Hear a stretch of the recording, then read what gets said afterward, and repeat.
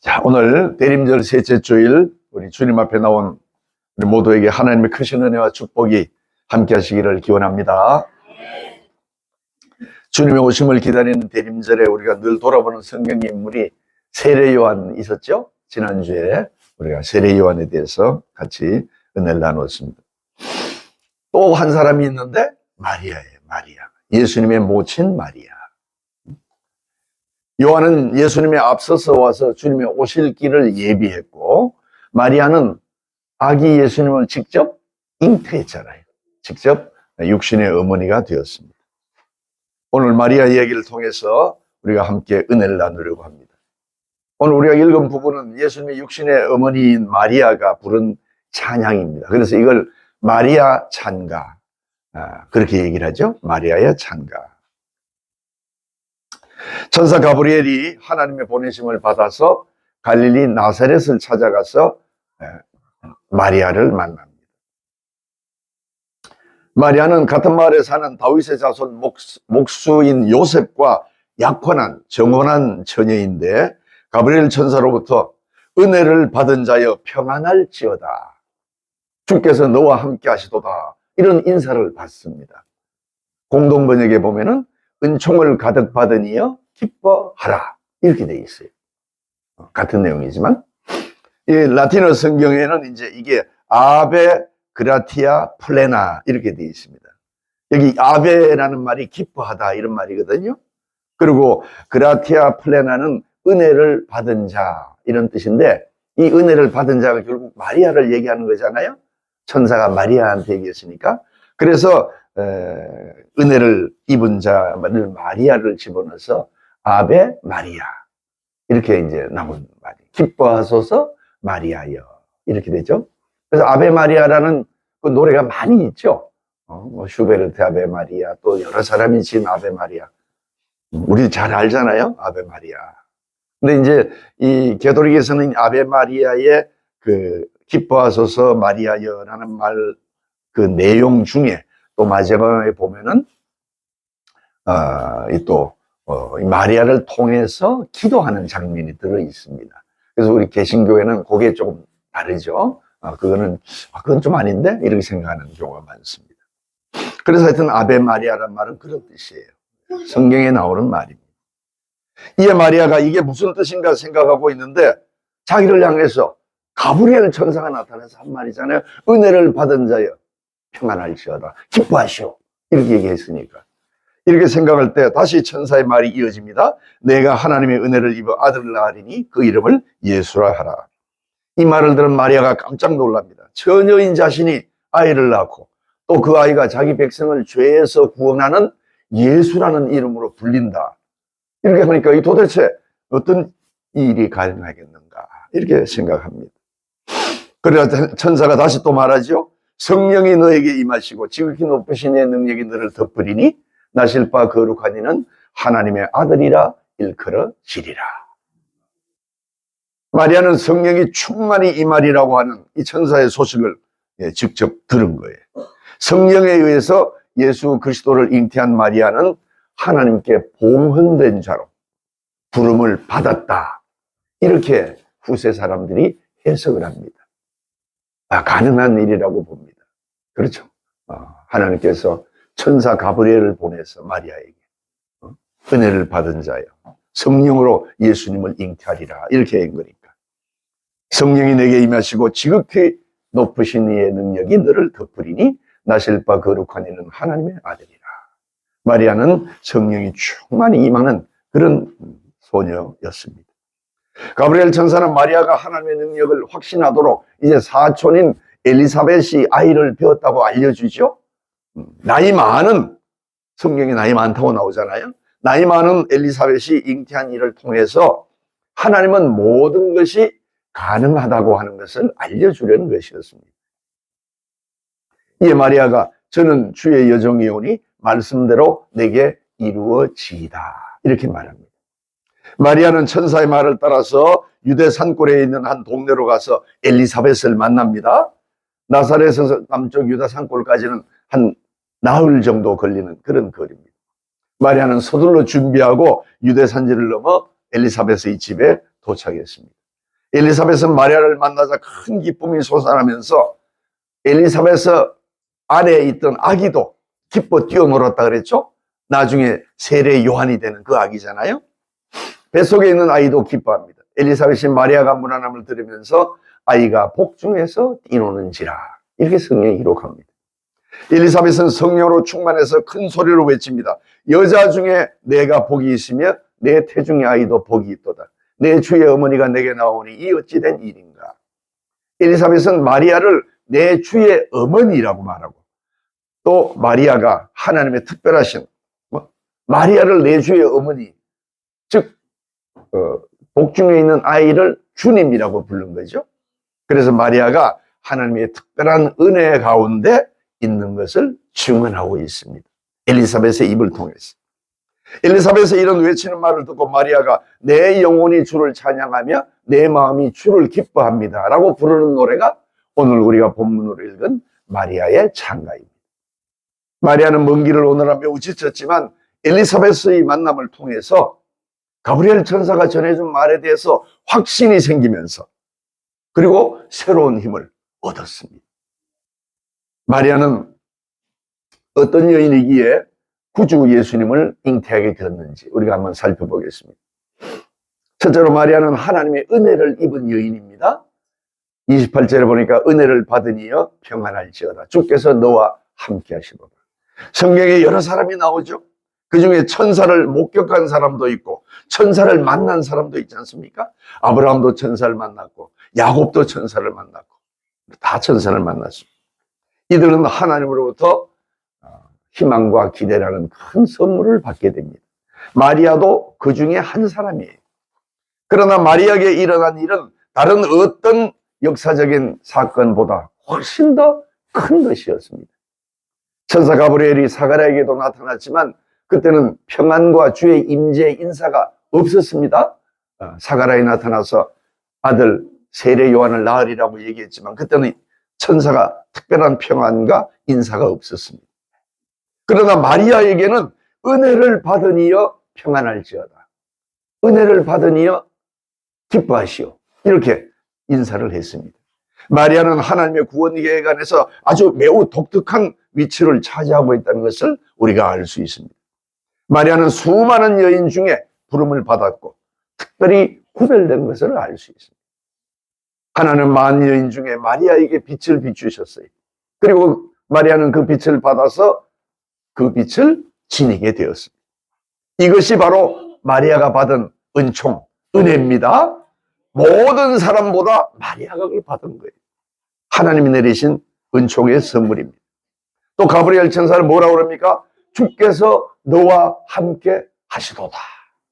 얼마나 대단한 말씀입니까? 구약 이사야 7장 14절의 예언의 말씀이 성취된 거죠. 보라, 처녀가 잉태하여 아들을 낳을 것이요 그 이름을 임마누엘이라 하리라. 임마누엘이란 뜻이 주님이 너와 함께 하신다, 이런 뜻이에요. 이 말을 마리아가 받은 거예요. 얼마나 대단한 축복의 말씀입니다. 주님이 함께 하신다는 선언은 너무나 큰 축복의 말씀입니다. 마리아에게서 하나님의 은혜가 마리아에게 임한 겁니다. 그것은 세상을 구원하실 예수 그리스도를 잉태하는, 성령으로 잉태하는 큰 축복을 마리아가 받은 것입니다. 하나님은 세상의 능력을 베푸실 때 하나님의 일을 할 만한 사람을 쓰십니다. 하나님은 사람을 씁니다. 하나님은 방법을 통해서 일하지 않고 사람을 통해서 일하신다는 거예요. 계획에 기름을 부으는 게 아니고 사람에게 기름을 부어서 그 일을 하도록 만드십니다. 하나님의 계획에는 사람이 중요합니다. 주님이 쓰시는 사람이 되기 위해서 우리는 마리아처럼 주님의 은총 안에, 주님의 은혜 안에 머무시기 바랍니다. 우리에게도 주님이 나타내시는, 주님이 보내시는 천사가 찾아옵니다. 혹 깨닫지 못할 때도 있어요. 그러나 저도 제 삶에 돌이켜보면 하나님이 천사를 보내서 나를 건져주시고 생명을 구해주시고 위험한 위기에서 건져주신 것을 똑똑히 기억하고 있습니다. 주는 우리를 사랑하시고 긍휼히 여기셔서 천사를 보내서 우리를 도와주십니다. 전혀 예상치 못했던 일이 우리 삶에 일어날 때가 있습니다. 하나님이 천사를 보내주신 거예요. 위기에서 건져주십니다. 죄의 길에서 피할 길을 마련해 주십니다. 그리고 은사를 내려주십니다. 다 주님께서 천사를 보내주셔서 우리의 삶을 인도하시고 살펴주신 것입니다. 잘 한번 기억해 보세요. 분명히 여러분의 삶 속에 그런 일들이 있었을 거예요. 천사를 보내주신 거예요. 주님의 오심을 기다리는 대림절에 우리 주님의 은혜가, 우리 주님이 함께 하시는 크신 은혜가 우리 삶 속에, 그리고 우리 가정과 자녀들에게, 우리 교회에 흘러 넘치기를 기원합니다. 둘째로 마리아는 순종의 여인입니다. 38절에 보니까 마리아가 이르되 주의 여정요원이 말씀대로 내게 이루어지이다 하며 천사가 떠나가니라. 마리아는 가브리엘 천사로부터 아이를 갖게 되리라고 하는 그런 선언을 들었을 때 말씀대로 내게 이루어지이다 하면서 순종했습니다. 하나님에 대한 절대적인 복종과 헌신을 다짐했죠. 사가라는 아들 세례 요한이 태어나리라고 하는 건 얘기를 듣고는 증거를, 눈에 보이는 그런 증언을 요청을 했지 않습니까? 그러나 마리아는 그렇지 않았어요. 마리아의 이 고백은 결코 가볍게 여기는 그런 문제가 아닙니다. 처녀가 잉태한 것은 엄청난 문제죠. 요셉과 파혼하고 또 부정한 여인으로 몰려 사람들의 멸시와 지탄을 받고 자칫하면 돌에 맞는 그런 어려움을 겪을 수 있습니다. 그러나 천사의 마지막 말이 마리아의 가슴 속에 살아 움직이고 있었어요. 그게 뭡니까? 37절에 보니까 대저 하나님의 모든 말씀은 능하지 못하심이 없느니라. 하나님의 모든 말씀은 전능하신 하나님입니다. 하나님의 말씀은 이루어집니다. 마리아는 자신에게 미치게 될 온갖 비난과 돌팔매질을 감수하고라도 오직 하나님의 처벌의 모든 것을 맡기기로 마음에 다짐을 한 거예요. 이 일을 시작한 분이 하나님이시니 모든 일을 다 하나님이 처리하시려고 하는 그런 굳센 믿음을 가지고 마리아는 그의 심정을 새롭게 고백했습니다. 마리아는 하나님께 모든 것을 온전히 맡기기로 고백했습니다. 마리아의 이 순종의 모습이 훗날 겟세마네 동산에서 내 원대로 마시고 아버지의 원대로 하시기를 원하나이다 라고 기도하신 예수 그리스도의 모습에서 볼 수 있습니다. 그렇죠? 예수님의 모습도 바로 어머니 마리아가 했던 것과 같은 기도입니다. 성경에는 마리아 얘기가 몇 군데 나오죠. 예수님의 탄생 얘기에 나오고 오늘 본문 마리아의 창가에 나오고 또 예수님이 십자가에 달렸을 때 그 바로 아래에 서 계셨던 분이 아들을 쳐다보면서 있었잖아요. 그래서 예수님이 보라 내 어머니로다 이렇게 요한에게 말했잖아요. 그래서 요한이 이 어머니 마리아를 끝까지 모신 것으로 전승은 전하고 있습니다.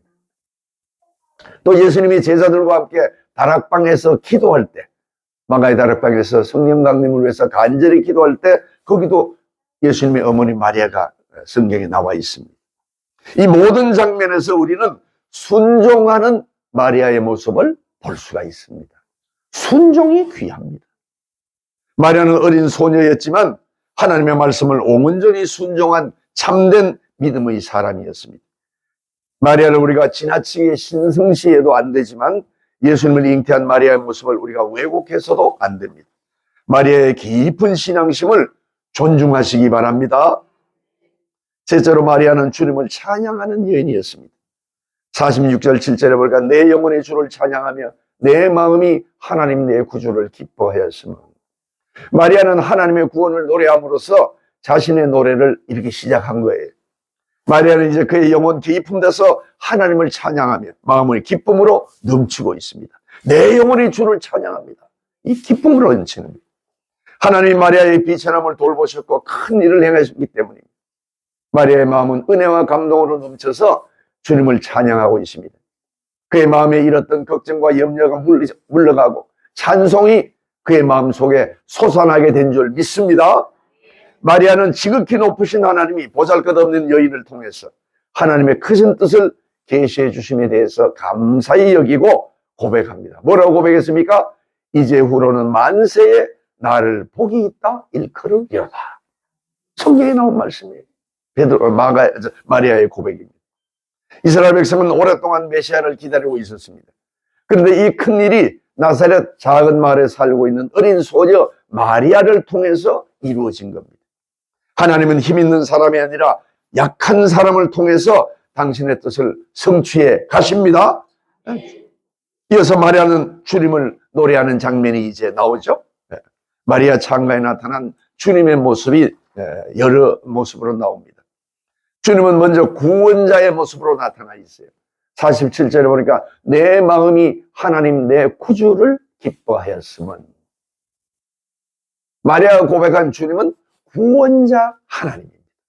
마리아가 찬양하는 하나님은 한마디로 구원의 하나님, 구주가 되시는 하나님입니다.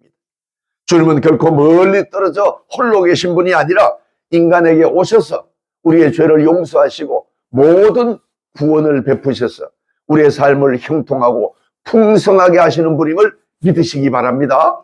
마리아는 구주라고 고백했습니다. 우리가 잘 아는 요한복음 3장 16절입니다. 하나님이 세상을 이처럼 사랑하사 독생자를 주셨으니 이는 그를 믿는 자마다 멸망치 않고 영생을 얻게 하려 하심이라. 우리 주님은 구세주로 오신 것을 믿으시기 바랍니다. 또 두 번째로 주님은 당신을 두려워하는 자에게 긍휼을 베푸시는 분으로 오셨어요. 50절에 보니까 긍휼하심이 두려워하는 자에게 대대에 이르리로다. 두려운 마음이라고 하는 건 경건하고 진실한 마음을 말하죠. 주님은 당신을 경건하게 진실하게 섬기는 자를 긍휼히 여기시고 불쌍히 여기시고 은총을 베풀어 주십니다. 하나님 앞에 떳떳하게 나지 못하고 하나님 나를 불쌍히 여겨 주시옵소서. 이렇게 나가는 자. 주님의 은혜는 언제나 마음이 겸손한 자에게 임합니다. 우리의 삶을 통해서 보면 그렇죠. 우리가 교만한 마음의 상태로 있을 때 하나님이 우리와 함께 하지 않고 우리가 겸손한 모습으로 있을 때 하나님의 자비가 하나님의 긍휼하심이 우리의 삶에 흘러넘치게 됩니다. 주님은 마음이 겸비한 자와 함께 있어 그 영혼을 소생시켜 주심을 믿으시기 바랍니다. 그러므로 우리가 어려운 환경에 처해 있을 때 하나님의 도우심을 필요로 할 때 우리는 긍휼을 베푸시는 주님을 바라보고 주님의 도우심을 구하시기 바랍니다. 주는 우리의 피난처가 되시고 힘이 되시고 환난 중에 만날 큰 도움이 되십니다. 그러므로 우리가 구할 것이 있을 때 하나님 앞에 나와 구하는 것이 중요합니다. 또 주님은 권능의 주님이라고 마리아는 고백합니다. 49절에 보니까 마리아는 능하시니가 큰 일을 내게 행하셨다. 능하시니, 권능을 행하시는 이라는 거예요. 권능의 하나님은 교만한 자를 흩트고 권세 있는 자를 내리치시지만 비천한 자는 높이고 줄인 자는 배불리시는 분이다. 이렇게 또 고백을 했죠. 51절, 53절에 같이 이어서 보면은 마음의 생각이 교만한 자를 흩으시고 권세 있는 자를 그 위에서 내리치셨으며 비천한 자를 높이셨고 줄이는 자를 좋은 것으로 배불리셨으며 부자는 빈손으로 보내셨도다. 당시 이스라엘의 모습은 어떻습니까? 로마는 유대민족을 핍박했고 로마 권력에 빌붙은 권세자들, 종교 지도자들 그리고 부유한 자들은 자신의 권력을 휘두르고 있어서 아주 어려운 그런 환경에 있었습니다. 가난한 자들이 많이 있었습니다. 그런데 이런 부유한 자들은 하나님과 상관없이 살아가면서 서민들과 근본적으로 다른 그런 삶의 특권을 누렸습니다. 그러나 일반 백성들은 압제와 가난 속에서 역사의 황금 시기였던 다윗 왕 시대를 그리워하면서 속히 다윗의 후손인 메시아가 와서 이 모든 억압에서 자기들을 구원해 주시기를 기다리고 있었습니다. 그런데 이제 주님이 오셔서 권능의 팔을 펴고 교만한 자를 흩트고 권력자들을 높은 자리에서 끌어내리고 부자는 빈손으로 보내심을 마리아의 입을 통해서 선포하고 있는 겁니다. 억압과 수탈로 두려워 떨던 자들이 하나님의 긍휼과 사랑으로 위로를 받는 세상이 된다고 하는 것을 마리아의 노래를 통해서 알려주고 있습니다. 굶주린 자들은 배부르고 낮고 천한 사람은 인간적인 대우를 받는 그런 새 세상이 올 것을 마리아는 그 작은 소녀 마리아는 노래하고 있습니다. 메시아를 간절히 기다리며 그분 안에서 의와 생명을 갈망하는 자들에게 주님은 좋은 것으로 배부르게 해주심을 믿으시기 바랍니다. 마리아와 같이 겸손히 겸비한 마음으로 순절한 마음으로 순결한 마음으로 주님을 바라보는 자에게 주님은 임하십니다. 이것이 예수님이 나중에 누가복음이나 마태복음의 산상수훈, 평지설교 이런 데서 한 말씀과 똑같은 말씀입니다.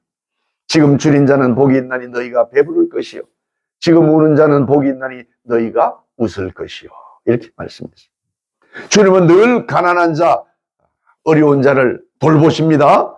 왜냐하면 가난한 자들은 오직 주님께만 소망을 두고 있기 때문입니다.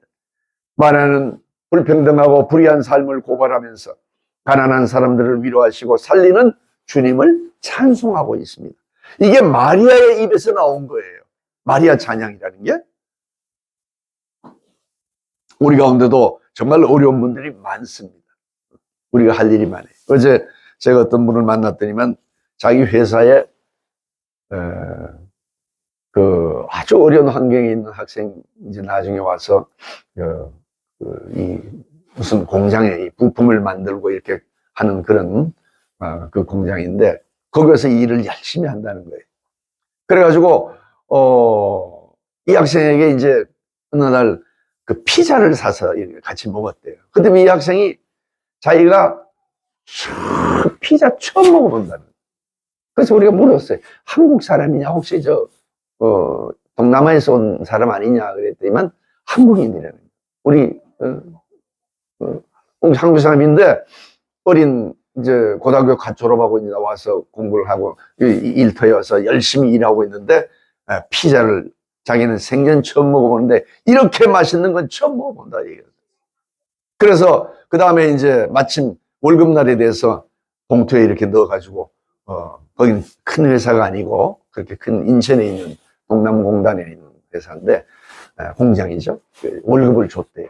그래 애가 너무나 큰 돈을 받아보고 처음으로 기뻐해가지고 그래서 이제 이 사장이 물었어요. 야, 너 이거 갖고 뭐 할 거냐 이렇게 물으니까 내가 가장 처음 먹어보고 맛있게 먹었던 피자를 사가지고 여러 판 사가지고 자기가 다니던 교회에 가서 전달하겠다.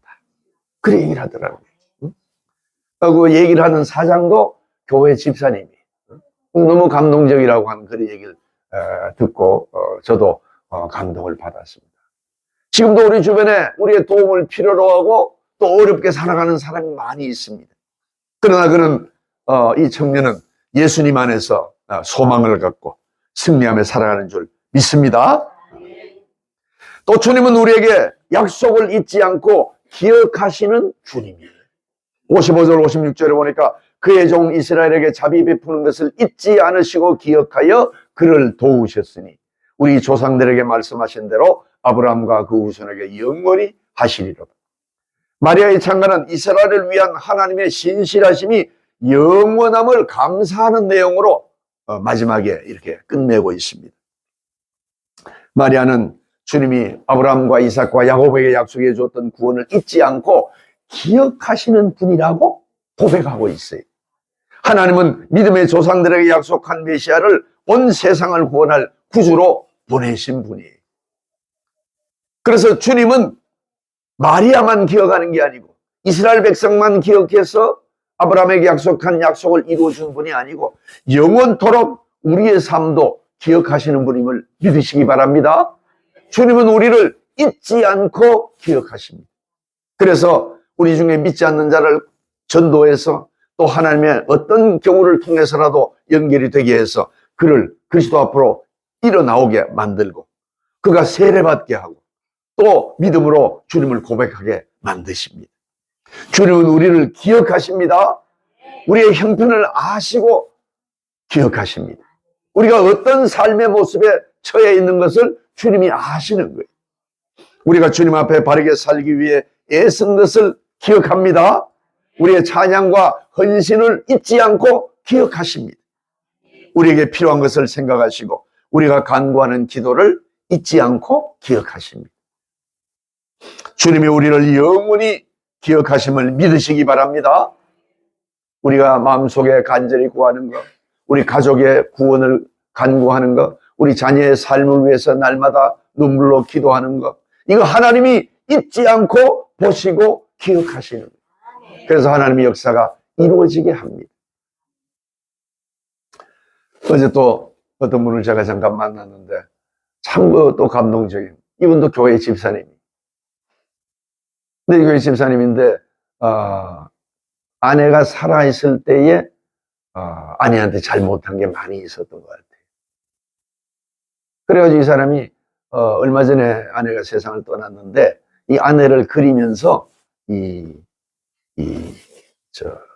팜플렛을 만들었어요. 그걸 가지고 왔더라고요. 저 안에 있는데 갖고 나온다는 게 깜빡이었네요. 거기 보면은 아내를 그리워하며 이렇게 써가지고 이렇게 만들어놨어요. 만들어놨어요. 아내가 이제 세상을 떠나기 전에 그런 이제 몇 마디 얘기를 해요. 옷 추레하게 입고 다니지 말고 당당하게 다니라. 그리고 아프지 말고 그리고 식사 제때 챙겨라. 이 몇 가지 말을 써놓은 걸 그 앞에 적어놨어요. 그래서 이렇게 만들어가지고 아내를 그리며 쓰는 시를 한 몇 편 이렇게 쓰고 자신이 마지막으로 또 몇 마디 써서 이렇게 만들어놨는데 너무 감동적이었어요. 인간도 자기를 향해서 아내가 남편에게 세상을 떠나면서 둘 다 교회 다니는 분이고 아내는 권사록에 계시다가 세상을 떠나셨는데 70몇 세에 떠나셨어요. 그런데 그렇게 했지만은 그건 잊지 않고 늘 기억하고 이제 살아생전에 못했던 것을 자신의 마음속에 가다듬고 열심히 이제 살기로 이제 다짐을 하는 그런 내용을 써놨습니다. 그런데 우리 하나님은 우리의 모든 삶을 기억하시고 우리의 마음속의 소원과 또 우리의 필요한 것과 이런 모든 것을 잊지 않고 기억하시는 분인 걸 기억하시기 바랍니다. 하나님은 늘 우리를 살피시는 거예요. 누구에게 어떤 집사에게 뭐가 부족한 것이 있나, 또 어떤 집사가 무슨 기도를 나에게 지금 올리고 있나, 어떤 마음의 상태로 지금 지내고 있나, 누구에게 어떤 위로가 필요한 것인가, 내가 따뜻한 손을 누구에게 펼 것인가, 이게 하나님이 늘 기억하고 계심을 믿으시기 바랍니다. 그래서 주님이 당신의 따뜻한 손을 펴서 우리의 마음을 만져주시고 위로해 주시고 또 필요할 때 자비를 베풀어 주시고 응답해 주시는 하나님이십니다. 마리아는 하나님의 기쁨이었어요. 마리아의 일생에 대해서는 사실 성경에 나오지 않습니다. 위경에 나옵니다. 위경에. 야고보 원복음서라는데 보면은 마리아의 아버지 어머니에 대해서 이제 나온 게 있어요. 근데 그것은 이제 위경으로 되어 있기 때문에 믿을만 하지는 못하지만 전승에 의하면 그게 한 4세기경부터 그런 이제 일들이 있어서 쭉 기록해 놓은 게 있고 또 가톨릭에서는 그걸 또 활용을 하기도 합니다. 얘기하기도 하고 그런데 또 마리아는 매우 믿음의 가문에서 기도해서 낳은 딸로 거기 나와 있어요. 하여튼 마리아는 이때 요셉과 정혼한 사이였으니까 10대 중반쯤 된 것으로 이렇게 보는 거죠. 그러나 마리아가 살은 삶이 우리가 짐작할 수는 없지만은 아마도 마리아는 하나님이 기뻐하는 인물로 살았을 것이다. 이렇게 우리가 보는 거예요. 왜냐하면 마리아의 마음이 항상 하나님의 말씀을 간직하고 또 묵상하고 받아들였을 것으로 보기 때문이에요. 그렇지 않으면 하나님의 말씀이 있을 때에 그것을 즉시 마음에 받아들이면서 순종하는 게 얼마나 어렵습니까? 하나님의 말씀이 오더라도 의심을 한다든지 또는 거기서 한 번 정도 거부를 한다든지 또는 하나님 더 확실한 증거를 나에게 보여주십시오 이렇게 얘기할 그럴 소지가 있는데 마리아는 하나님의 말씀을 그대로 받아들이고 주의 여종이오니 말씀대로 이루어지이다 이렇게 고백했습니다. 이 고백은 예수 그리스도가 십자가에 못 박히실 때까지 결코 변하지 않았습니다. 전승에 의하면 요한이 예수님의 말씀을 듣고 내 어머니라고 한 그 말씀을 듣고 요한이 끝까지 이 마리아를 모시고 에베소에서 일생을 마친 것으로 이렇게 전승은 전하고 있습니다. 우리도 마리아처럼 주님께 은혜를 받고 주에 순종하고 주님을 찬송하는 그런 삶을 살아가시기 바랍니다. 대림절을 보내면서 또 성찬절을 기다리면서 간절한 마음으로 주님의 오심을 기대하면서 마리아처럼 우리를 영원히 기억하시고 임마누엘로 함께 하시는 주님을 찬송하며 주님의 은혜 가운데 살고 주님을 기쁨으로 맞이하는 우리 모두가 되시기를 주님의 이름으로 축원합니다.